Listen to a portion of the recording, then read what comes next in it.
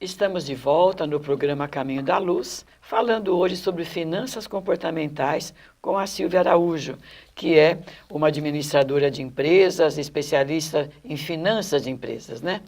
Silvia, por que as pessoas não gostam de falar sobre dinheiro? E muitas ficam constrangidas, fogem do assunto.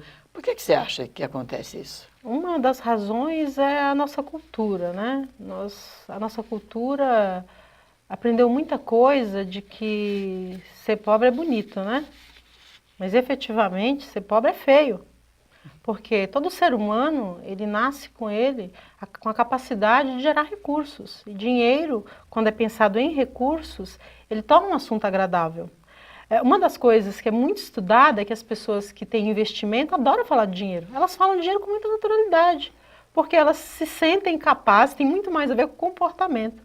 Então, quando a pessoa não se sente capaz de cuidar do dinheiro, ela tem alguma confusão emocional, é uma fragilidade, é natural. A gente quer um pouco fugir mesmo, né, quando o assunto pega. Agora, tem pessoas que querem falar do dinheiro, depois no futuro fica mais constrangido ainda. Eu fiz um trabalho uma vez que eu aprendi muito em asilos e eu descobri que a grande maioria estavam lá porque não tinham cuidado do seu dinheiro quando estavam jovens, quando estavam adultos. Falar do dinheiro com a função que ele tem, que é um recurso, uma fonte de recurso que pode estar na minha mão, na sua mão, pode estar... a primeira história que existe de dinheiro é o escambo, as pessoas fazem trocas, né? Então a gente pode trocar. Eu mesma já aprendi a trocar aulas por manicure, né? Então, eu estou lá no tempo ensinando, é um escambo que eu faço com a minha manicure. E ela gosta, ela aprende e eu também recebo um serviço. O escambo é usado. Eu posso falar de dinheiro unindo pessoas. Então, se eu sei que a Soraya quer comprar alguma coisa, isso envolve dinheiro, e sei que você vende uma coisa que é super bacana, eu posso conectar. Nos Estados Unidos, na Europa, é muito comum isso, as pessoas receberem comissões por intermediar os amigos. Aqui os amigos se sentem ofendidos se saber que, nossa, me usou, me abusou, né? Se sentem abusados. Então tem uma parte da nossa cultura nesse aspecto. E nós podemos fazer uma coisa que eu chamo de dinheiro da diversão, né? A gente pode falar de dinheiro de um jeito divertido. Quando a gente é criança... Quem aqui não tem criança que às vezes vai lá e vende coisinhas para pegar um dinheirinho para fazer alguma coisa? Muito legal. Né? É muito criança legal. americana, né? Que faz aquelas Sim. Na frente, vende limonada, faz algumas coisas. É interessante, porque a cultura deles isso é perfeitamente normal, né? Sim, mas aqui no Brasil também a gente vê isso, Soraya. Um outro dia eu entrei num condomínio visitando uma amiga e tinha lá umas crianças com a barraquinha vendendo. Sim. Nossa, eu achei super legal. E a gente pode ter isso também. Então, a forma como a gente fala do dinheiro, normalmente as pessoas falam assim, você viu o que fulano comprou? O que o outro comprou? O que não sei o quê? A gente fala muito mais se a pessoa está mal de dinheiro. E você já observou que muita gente não gosta de admirar quem tem o dinheiro? A pessoa conquistou. Então, abençoe aquilo, a capacidade que a pessoa teve. Muitas pessoas conquistam dinheiro por caminhos muito lícitos e muito adequados. Não é porque a gente vê na mídia uma série de questões com dinheiro que essa é toda a realidade. Então, no meu ponto de vista, é isso que mais constrange as pessoas. Tudo aquilo que é conquistado com honestidade, com trabalho, claro que tem o seu valor, nós não podemos ver um lado negativo nisso. Né? E a palavra é essa que você falou, valor. Uma coisa é dinheiro, outra coisa é o valor do dinheiro. Né? Tem até uma historinha que agora eu vou contar então, que diz que um dia, né, reuniram umas notas, a nota de 100 chegou na palestra e todo mundo aplaudiu a nota de 100, ela estava muito alinhada. A nota de 50 entrou e a nota de 50 também foi muito aplaudida, era uma nota muito bem cuidada. A nota de 20, de 10 entrou, tinha um jeitinho mais assim, usava jeans, camiseta, conhecia um monte de gente, tinha encontro na feira, no mercado. Eram notas muito mais conhecidas da plateia. E as pessoas aplaudiram, conversavam. E depois a nota de 2 e a de 1 e as moedas ficaram com muito medo da multidão. E para entrar, elas tiveram que ter uma preparação psicológica. E na hora que elas entraram, elas não aguentaram.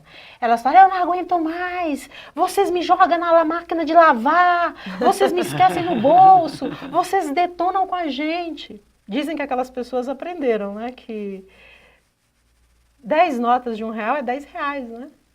Então, o valor do dinheiro não tem nada a ver com a moeda. Tem a ver com comportamento, o valor que você dá para as coisas. Pagar R$1 em alguma coisa que não tem valor para você é muito caro. Agora, pagar 100 por algo que te traz um resultado bacana, que te deixa mais feliz, vale a pena, né? Vale a pena. Sem dúvida. Silvia, você falou pra gente a respeito da diferença entre dívida e compromisso financeiro. Acredito que vale a pena você enfatizar, porque às vezes a gente compra, se precisar comprar uma casa, a prestação da sua casa, creio eu que seja um compromisso, né? Agora, comprar algo que você não necessita, pode ser que você entre numa dívida. Fala um pouquinho mais pra gente a respeito disso.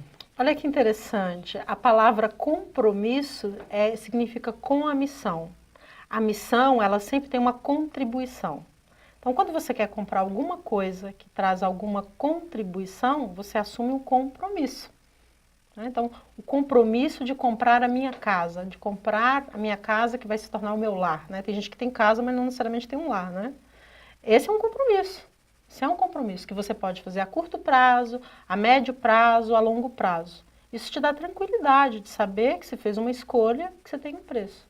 Agora, dívida é comprar algo que você ainda não pode. Talvez você poderia lá na frente um pouquinho e poderia muito mais. Poderia até mais. Então, dívida tira o seu poder. Dívida tira o seu poder, ele te limita a passear. Não posso passear porque então você está endividado, você não está com compromisso, porque está afetando a sua vida. Eu não posso fazer tal coisa. Quando ele tira o seu poder, você pode ter certeza, você está no endividamento. Se ele tira o seu poder de viver.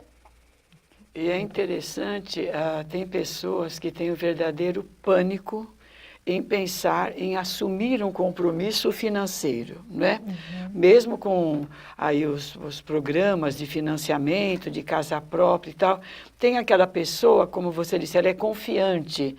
Eu vou buscar um financiamento para minha casa própria, porque eu sei que eu vou chegar lá, eu vou me livrar do aluguel, eu vou me lançar a isso. Mas tem pessoas que ficam muito tímidas, muito inibidas para assumir um compromisso, né? Então, na sua opinião, o que leva a pessoa a ficar com medo de assumir um compromisso financeiro? O medo, ele tem uma função de nos proteger. Então, tem pessoas que têm medo de dívida e guardam o seu dinheiro, faz as coisas com muito mais cautela. Agora, quando a pessoa, esse medo, ela trava ela de fazer alguma coisa, é porque ela tem a gente chama óculos do perigo, né? Toda vez que a gente vai lidar com dinheiro, ele tem dois caminhos, oportunidade e risco.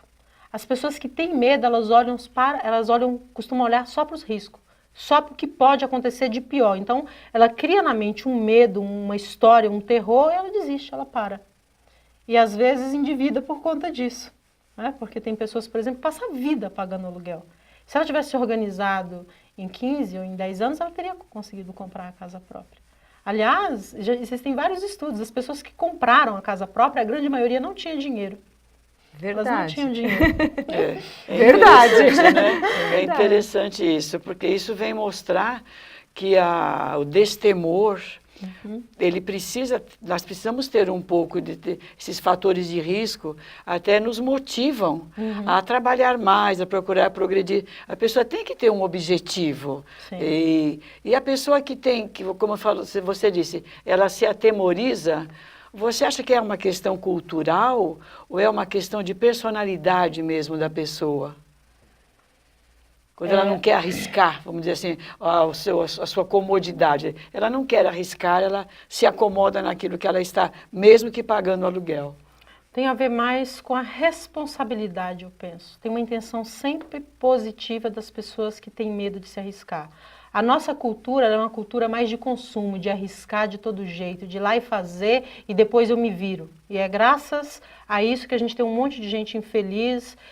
Quando vem as pessoas com crise financeira para mim, a crise não é só financeira. Tem crise na família, tem separações, tem pessoas que se separam efetivamente. Aí você fala, o dinheiro, a crise, ela só amplia os seus problemas, ela só amplia, ela só mostra que eles estavam lá.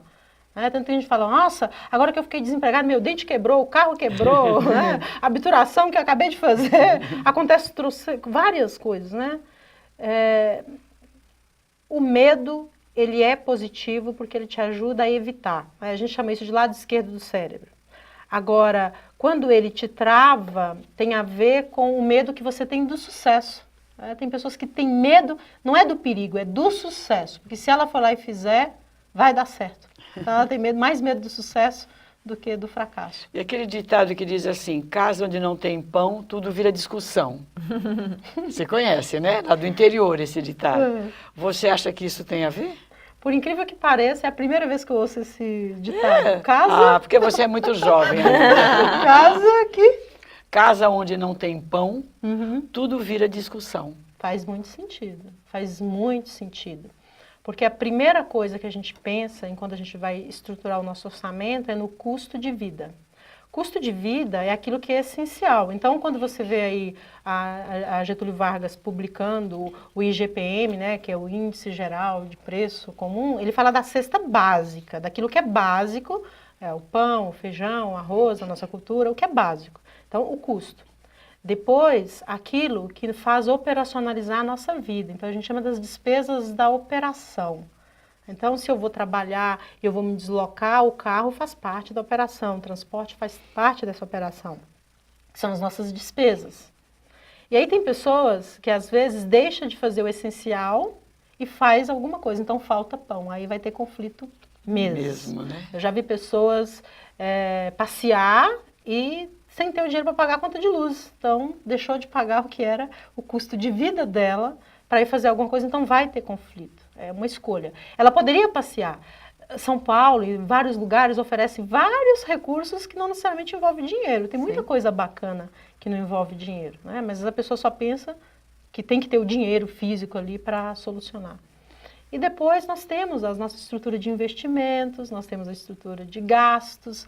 Tem gente que se irrita, eu vejo empresário irritado porque tem que pagar o 13º, mas ele sabe que tem um 13º. E pessoas que se irritam quando quebra o carro. Faz parte de um gasto que pode acontecer ou não.